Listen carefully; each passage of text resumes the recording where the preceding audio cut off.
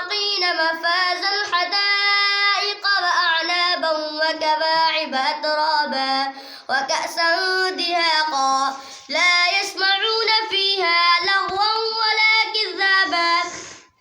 جزاء من ربك عطاء حسابا رب السماوات والأرض وما بينهما الرحمن لا يملكون منه خطابا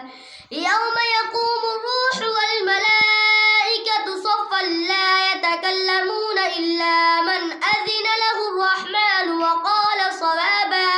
ذلك اليوم الحق فمن شاء اتخذ إلى ربه مآبا إنا أنذرناكم عذابا قريبا يوم ينظر المرء ما قدمت يداه ويقول الكافر يا ليتني كنت ترابا.